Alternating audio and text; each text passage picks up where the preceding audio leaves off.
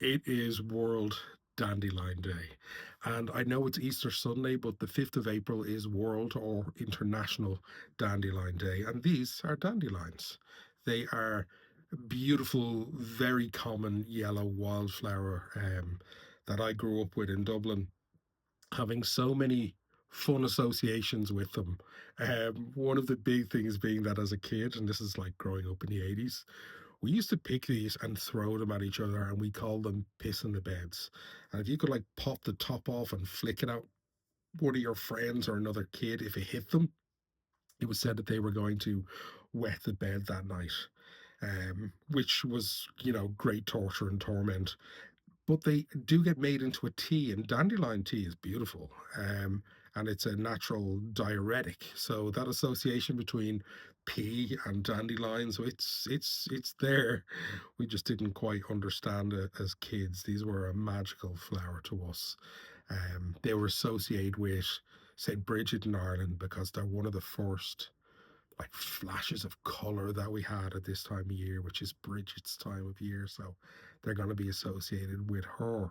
And of course, with her being a healer and all the healing properties of these, it was naturally part of her magic. The making them into tea was one thing, but there was also an affliction we had as children growing up was warts. We might get a like a wart on our finger, which was a horrible thing to have.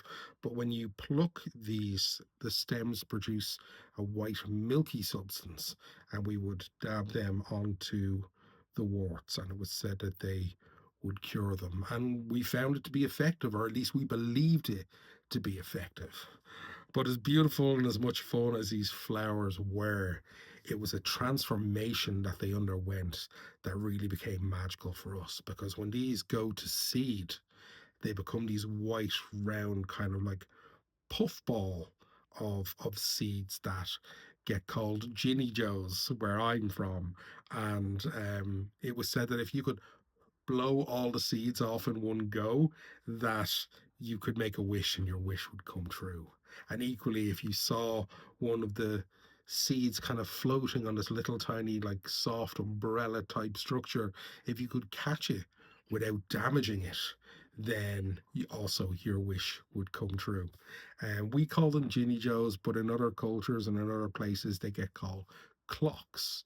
And it was said that you could use them to tell the time in a really weird way. If you could blow it off in one go, one blow meant it was close to 1 o'clock. Two blows, 2 o'clock. You understand, you get where that's going. And I think that's an odd one. That's one I learned later in life when I started becoming like a nerd for these things and looking into the folklore behind them. But I know that at this stage, they would get referred to as shepherd's clocks. And it's because they are a very light sensitive flower. So, in the times of the day where it's getting duller or the sun is going down, they will close up. So, people knew at the brightest part of the day when they were fully open, um, that is how we could indicate.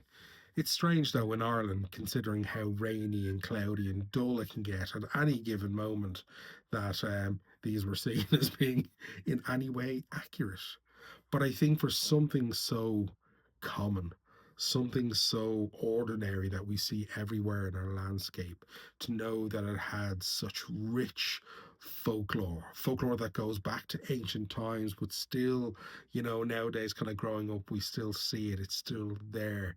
It's really lasted the test of time. I think they're beautiful, but I'm hoping because I've picked these, I don't end up wetting the bed tonight. Who knows? Have an amazing International Daffodil Day.